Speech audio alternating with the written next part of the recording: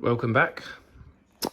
It has been a little under 24 hours. I've taken the turbo off again, just lifted it off because it wasn't on there properly. Fitted my replacement return line, and then I was tidying up the side of the engine bay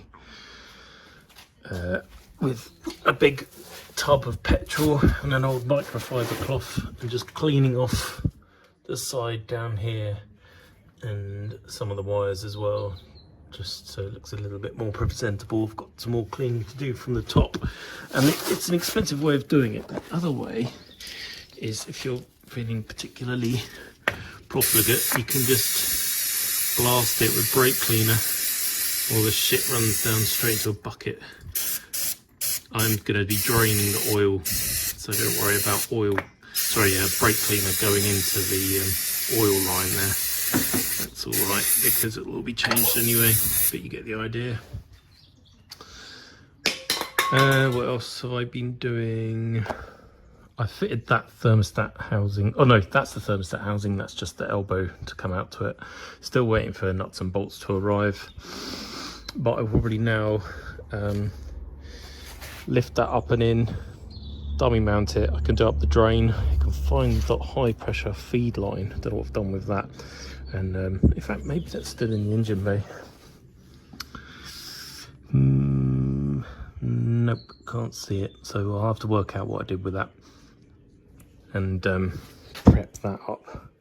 Then I also want to change the rack gaiters and clean the rack up. Maybe give that a lick of paint ready so that can go back in on the subframe.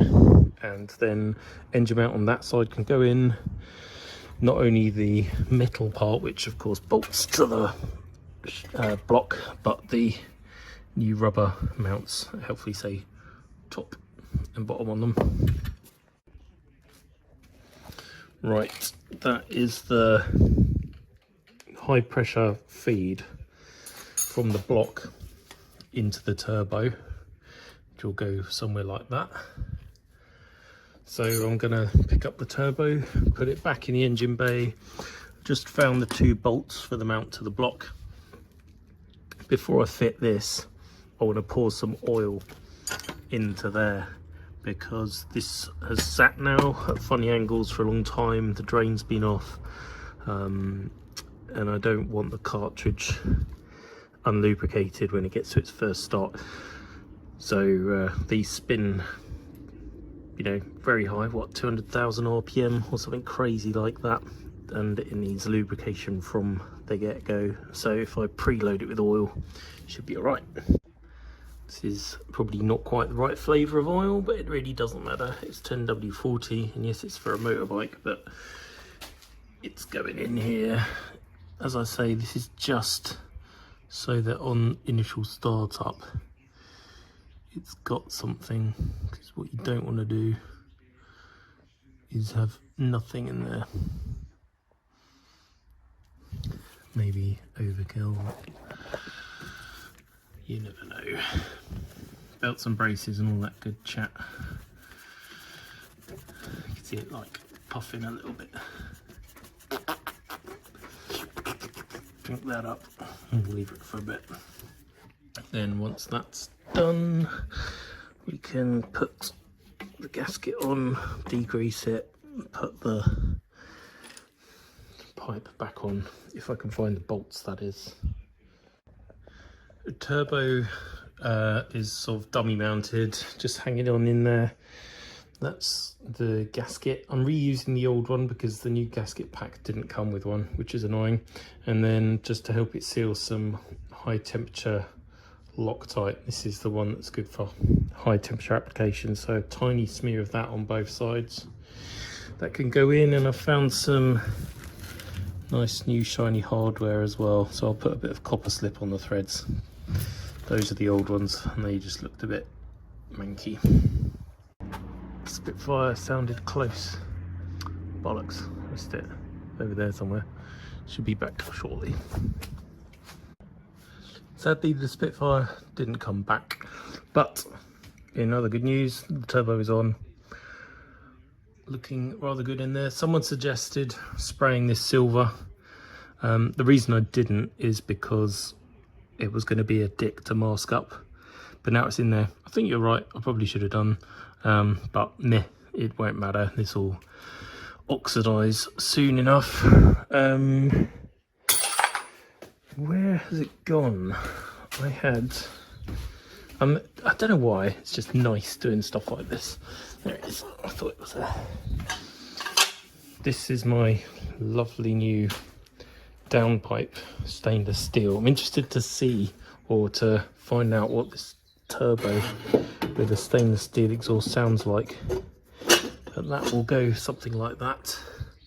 There is a new gasket knocking around somewhere. It's nice actually that stuff is going off the floor back onto the car, and my boxes of pieces underneath are becoming depleted.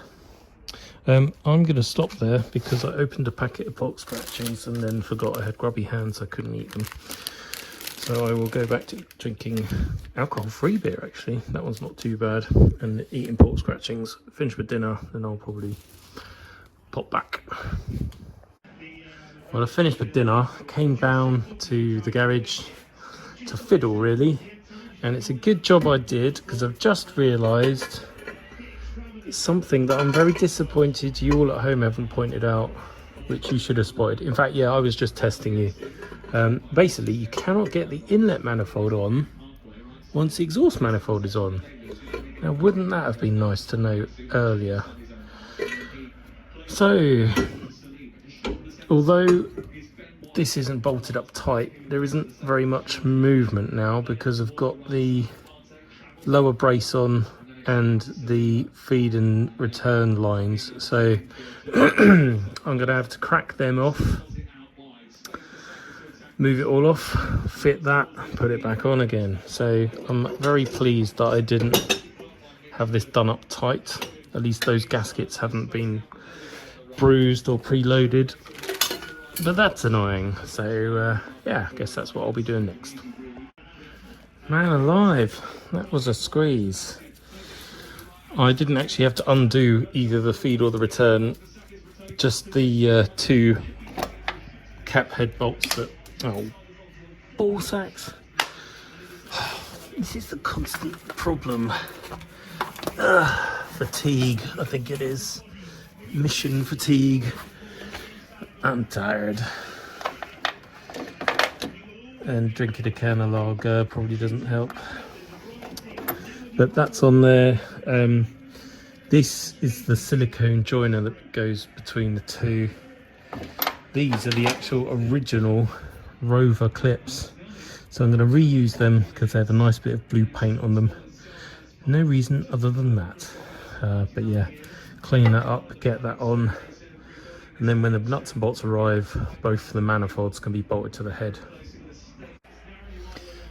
As nicely as the silicone is cleaned up, these clips are just a bit second-hand looking, so when you've got other ones that I've replaced with stainless, it'd be silly not to do the same with that one.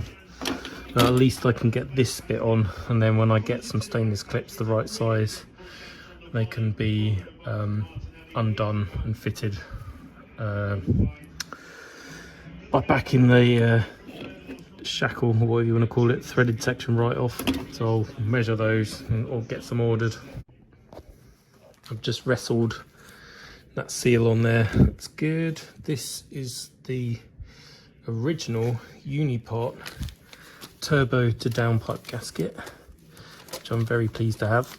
It's got a proper firing in it as well, better than some of the other pattern part bits and pieces I've seen.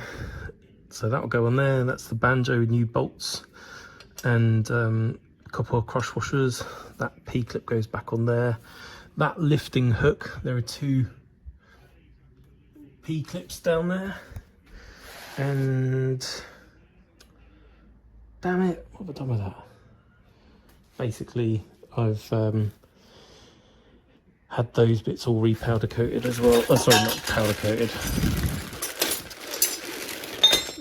Zinc passivated. So there's the lifting iron. There's one of the P-clips, and knocking around somewhere on the floor. Oh, there it is. There's the other one. So So that will look nice. And then I need to cut a studding, put that in there for the heat shield. That'll go on top. In fact, where's that? Forgot I left the heat shield out in my spray booth, being in the back garden.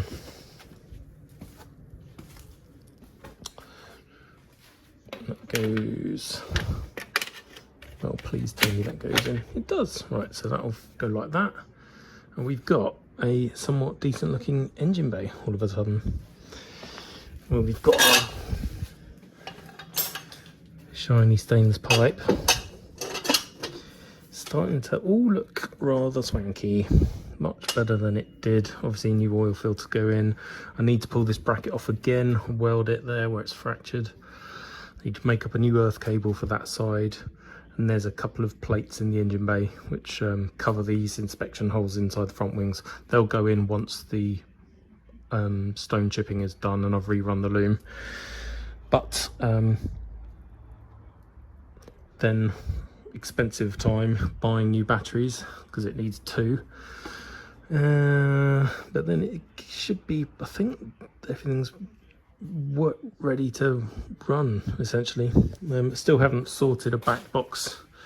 I've got stainless system from the turbo downpipe all the way through, one rear box over the rear arch, so it's going to be a bit like, you know, an American 70s late 60s muscle car called Dusters or whatever they are, where the downpipe just shoots onto the road surface and sort of sweeps its way along. I'm rambling, it's night time and got to get up early for work, so I shall call it a night. Bye. It's the next day and I am playing engine mounts.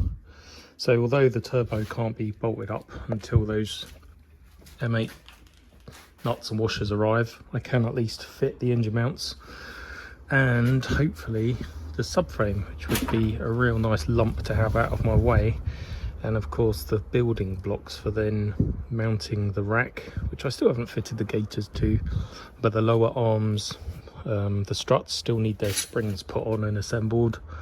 But yeah, more stuff can go in the car, more stuff out of my way. But first thing I had to do was remind myself how these all go.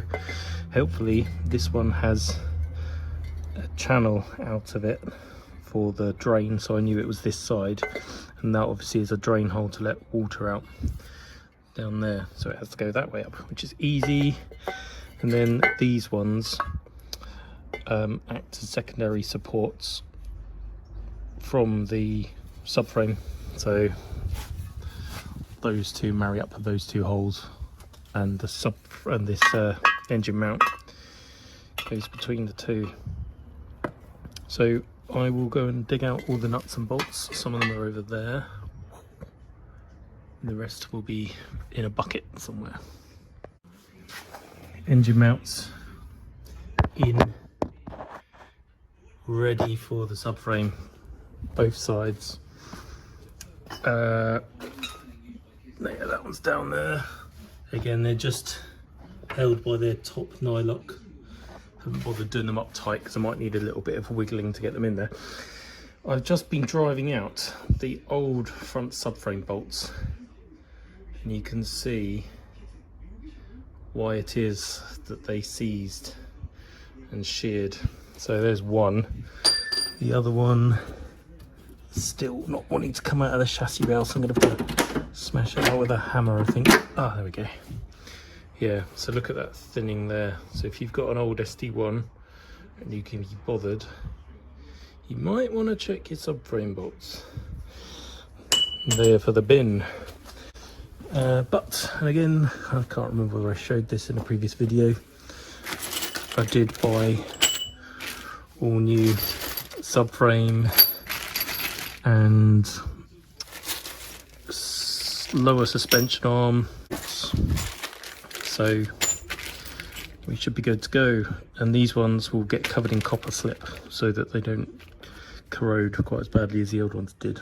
But the old ones did, you know, 35-40 years, so it's not the end of the world. In fact, yeah, it's 40 years, 83 to what are we now, 2023.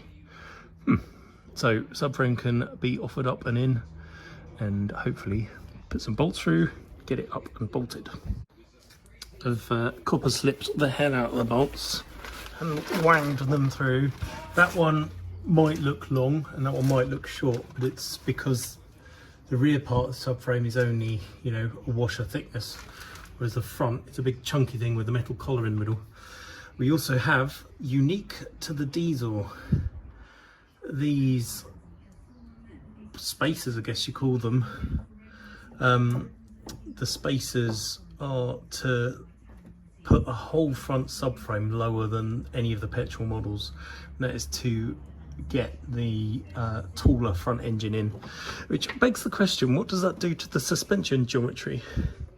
Because the anti-roll bar, which forms the tie bar, mounts off the subframe, as does the lower control arm, whereas the strut is all the way up there. So and the rack is with the subframe, so all the geometry is spaced down relative to the body shell, which is a bit odd, but it works apparently, so that's what we're doing. Otherwise we wouldn't get the subframe back in, so that's going to go on there. I've got my bucket acting as a temporary stay to hold the subframe up, but I should be able to wiggle it up in there and get the new nuts and washers on the bottom. Subframe is balanced up in there. I've got this mount hanging. Basically I need to go and get my big trolley jack from work and lift the engine up so that the so that the subframe can go up to meet the body, and then those engine mounts will end up being aligned. I can put the bolts through here into that bit and then get these axle stands out of the way. But oh yeah, I just balanced that lower arm in just for shits and giggles really. I've got new bolts for those as well. The 75s or the 65s, I don't know, I can't remember, but we'll work it out. But that's good, because a big lump of metal that was in my way is now out of my way, which makes me happy. But it's probably dinner time now, so I'm going to go in. Sensibly, the next things to do are get that subframe bottom down with the rack in place and connected to the steering column. Probably won't button down the subframe until I've got the column all aligned, because that can be a pain. Then it'll be assemble the legs, put top mount in, anti-roll bar in, lower arms. That's all good. Then we can start fiddling around with power steering pipes, because I don't know if you watched the earlier videos, but we had a problem with power steering pipes, one going pop and them being no longer available. So in that box is a pile of brand new V8 ones, and I think somewhere I've got some Series 1 2600 or left-hand drive V8 ones knocking about, so I'll have to make something up. Right, I'm going in for my dinner.